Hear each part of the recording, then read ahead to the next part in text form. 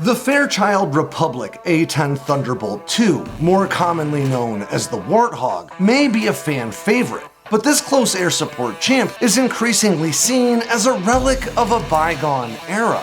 Originally designed to engage Soviet armor advancing into Europe if the Cold War ever turned hot, the A-10 found fame as the infantryman's favorite aircraft throughout the global war on terror. But it may still have one trick left up its sleeve. Let's talk about how the A-10, of all planes, can help dominate the skies in the 21st century. I'm Alex Hollings, and this is Air Power.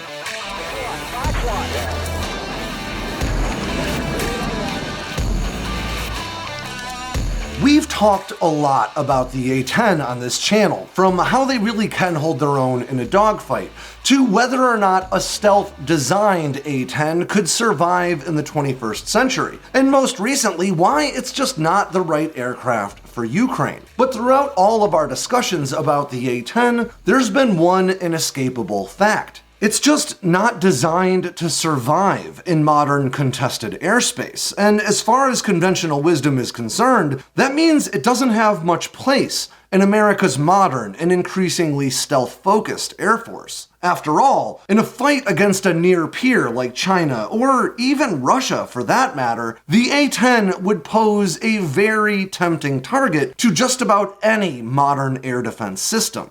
But let me be clear up front, the average age of the A-10 airframes in America's 281 Warthog fleet is about 4 decades. These are no spring chickens, and they're eventually going to have to be put out to pasture. But with 173 of these jets already rocking new wings, set to extend their service lives by an additional 2,000 hours, the A-10 still has lots of practical use in literally any fight America could find itself in at any point between now and the late 2030s, when the last Warthogs will finally be put to sleep if Congress has their way. But before I dive into how the A-10 actually can help take over contested airspace in the 21st century, I want to address some of the comments I got on my videos and articles about the A-10 potentially going to Ukraine. I'm going to paraphrase the argument a lot of these commenters made, and I'm not trying to dismiss them. I genuinely want to address this because it's an important point. The Fulda Gap, if you're not already familiar, was one of 3 primary avenues that NATO anticipated Soviet military forces would pour armor through if the Cold War ever became World War III. And sort of like the Suwalki Gap today, the Fulda Gap was an area that NATO was aware they couldn't defend. But the Fulda Gap is the basis for the argument that the A-10 should be able to operate in contested airspace. After all, it was meant to be an important part of the Fulda Gap defense strategy, engaging columns of Soviet armor as they poured through the 50-kilometer wide choke point that is the Fulda Gap. And while the A-10 was an important part of the Fulda Gap scenario strategy, it was still never considered survivable in that type of fight.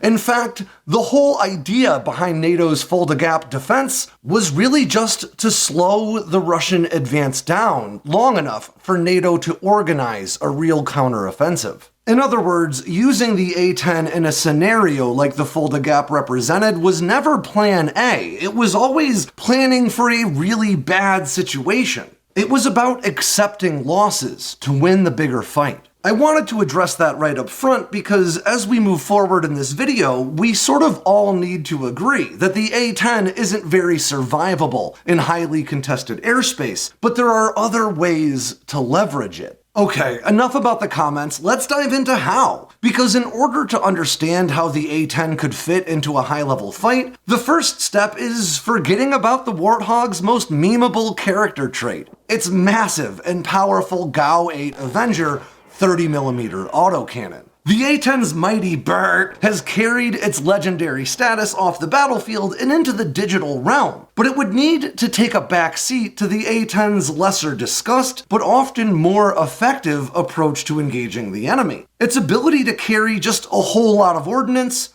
for an extended period of time. The A-10 can carry 16,000 pounds of munitions, spread across 11 hardpoints, which is impressive, but not necessarily groundbreaking in itself. The F-16 Fighting Falcon, which also provides air support to troops in contact, can carry a similar amount of weight spread across 9 hardpoints, all while flying more than 3 times as fast. But while the F-16 carries enough fuel to loiter over a battle space for maybe 20 or 30 minutes before it needs fuel, the A-10 can hang out for an hour and a half. And when it comes time to reload, the runway queen F-16 needs a well-manicured airstrip, whereas the down-and-dirty Warthog will happily set down in austere environments like highways or even fields. And as valuable as these things have proven to be throughout the global war on terror, if leveraged properly, they can be valuable again in a near-peer or peer-level fight. I'm going to quote A-10 pilot Major Kyle Metric Atkinson from a recent story that Jamie Hunter wrote for the Warzone. It has 10 weapon stations, a very long loiter time, and a significant and robust austere capability to operate from highways and dirt strips. Plus, it doesn't need lots of support infrastructure, so the overhead for us to affect the battle space is low. Essentially, we can carry a lot of things that will help others achieve their desired effects. It's that last part that's so important, because for the A-10 to play a vital role in securing air supremacy in a 21st century fight, it's going to have to do it from hundreds of miles away, as a decoy-carrying arsenal ship of sorts. And that's where we'll put a pin in our discussion on the A-10 to focus on what we'd have it carry: the ADM-160 MALD, or miniature air-launched decoy. And it's exactly what its name sounds like. It's a small vehicle that's launched by aircraft not unlike a cruise missile that can mimic the radar returns of any American aircraft in service. The 9-foot-long, 300-pound MALD manages this through its Signature Augmentation Subsystem, or SAS, which leverages active radar enhancers that broadcast across a wide range of frequencies, just to fool defensive radar systems into mistaking the missile-shaped MALD for jets ranging in size on a radar scope from the F-117 Nighthawk all the way up to the massive payload-ferrying B-52 Stratofortress. The premise behind the MALD has been around pretty much forever, but the effort to field this specific system began in the 1990s, following America's success in the Persian Gulf War, deploying more than 100 ADM-141 tactical air-launched decoys, or TALD, as you might have guessed. As these decoys flooded into enemy airspace, Iraqi commanders activated their air defense radar arrays. And once those systems were online, coalition aircraft were able to engage them with anti-radiation missiles, like the AGM-88 HARM the US recently provided Ukraine. This approach proved to be a pretty effective method for rendering the airspace much safer for follow-on air operations. But by the late 1990s, development on the MALD had slowed, hampered in part by the aim of keeping the costs just very low. So by 2002, the Air Force was ready for a new take on the whole MALD concept,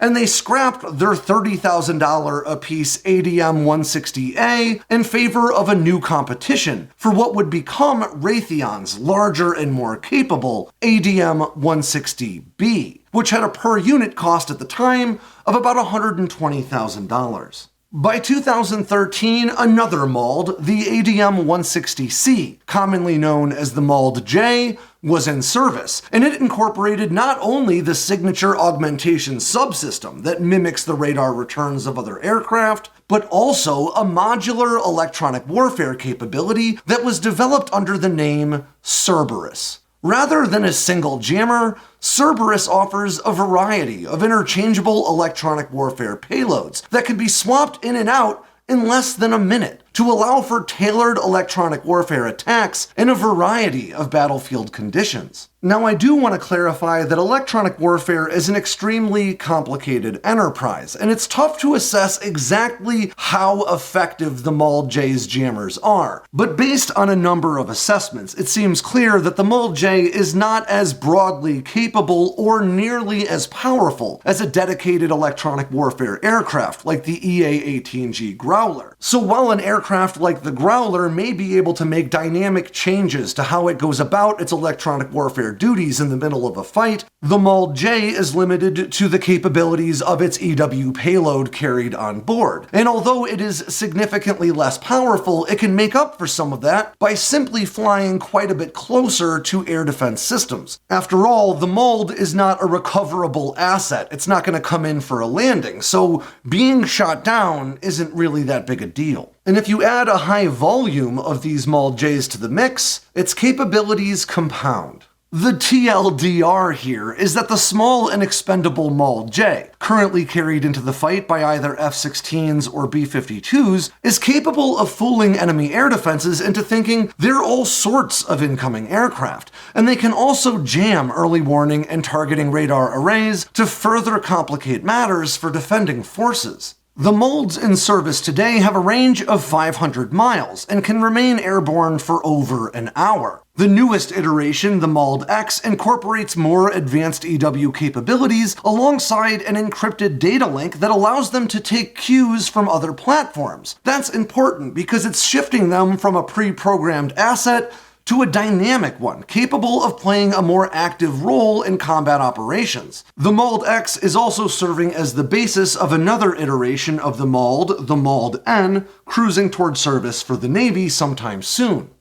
In a large-scale conflict against a country with significant air defense capabilities, there's a really high likelihood that it would be the ADM-160C, or the MALD-J, that would be at least among the first American assets to cross into enemy airspace. But the best way to leverage them wouldn't just be launching them into contested airspace like the TALD decoys in the Persian Gulf. Instead, you'd deploy a high volume of these jamming decoys into contested airspace alongside all sorts of other assets, forcing air defense systems to try to divine the difference between real and fictional radar returns on their scopes, and all while trying to sift through a stream of static being delivered by their jammers. Launching interceptors at the flood of real and simulated radar returns pouring into enemy airspace could leave these systems vulnerable to attack from anti-radiation missiles like the AGM-88 we mentioned before, or more likely the AGM-88G, or AARGM-ER, or the Advanced Anti-Radiation Guided Missile, effectively the latest generation of this weapon with the longest range, and designed to be carried internally by the F-35. And importantly, as they're lobbing all these interceptors into the air at fake targets more often than not, they're rapidly depleting the number of interceptors they have available to engage real targets. Or as an example of a more limited engagement, a formation of MALDs presenting the returns of F-15E Strike Eagles, closing in on a potential target, could draw a great deal of focus, while stealthy F-35s flying at higher altitudes deploy real munitions at the same target. By mixing combat tactics and using MALDs to replicate real attacks that have been conducted previously, the efficacy of these systems can remain very high, even deep into a conflict, as the enemy would find the risk of ignoring an encroaching swarm of fighters or bombers just too high, even if they prove to be nothing more than decoys. And when it comes to flinging a high number of MALDs into the fight, there would be no more cost-effective or broadly capable platform to choose from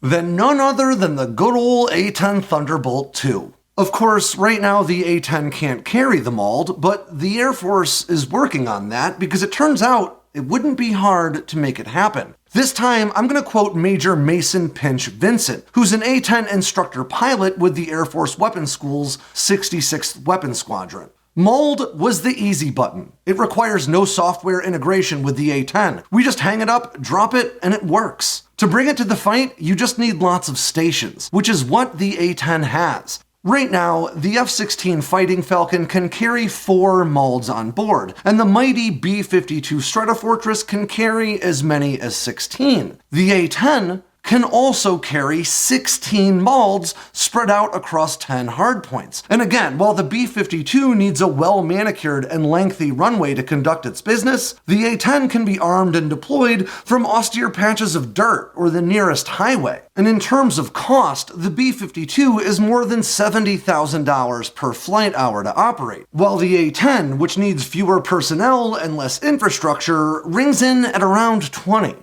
By using A-10s to deploy these systems from outside of contested airspace, you can free up fighters like the F-16 and bombers like the B-52 to do what they do best. Mix in some long-range, low-observable cruise missiles, like the Joint Air-to-Surface Standoff Missile, or JASSM, which can be lobbed into the fight by A-10s as well, a variety of fighters, or in larger groups by cargo aircraft, thanks to programs like Rapid Dragon, and you've really created a terrifying swarm of both real and fictional threats that not even the most advanced integrated air defense systems on the planet could effectively manage. What we're really talking about here is something like the World War II approach to defeating enemy air defenses through sheer volume. Except most of the targets that appear on radar screens wouldn't be real, and the most pressing threats from stealth aircraft or cruise missiles may not appear on targeting scopes at all. All too often, we tend to discuss an aircraft's capability or survivability in a vacuum, as though large-scale warfare is really just a series of overlapping individual battles occurring in close proximity. But the truth is, mission planning is where battles are usually won or lost, and effective mission planning is an exercise in leveraging the resources you have at hand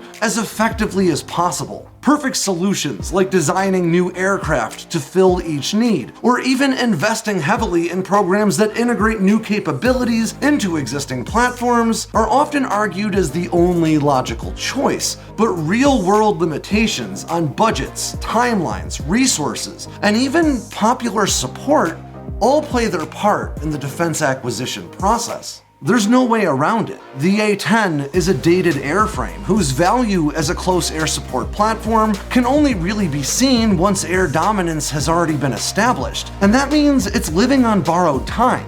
But even now, as the Air Force once again tries to divest A-10 airframes in its next budget, it seems likely that these jets will keep flying well into the 2030s. And if the next big fight comes before the last Warthog flies off into the sunset, it could still play a big part in winning that war. And on that ends yet another edition of Air Power from Sandboxx News. I'm Alex Hollings. Make sure you swing by sandboxnews.com today and every day for all the latest in news, entertainment, and motivation from all around the force. If you got anything out of today's video, make sure to click like and subscribe down below, and leave me a comment so I know what I should cover next. And of course, don't forget to tap on the bell icon so you never miss a drop from Sandboxx News.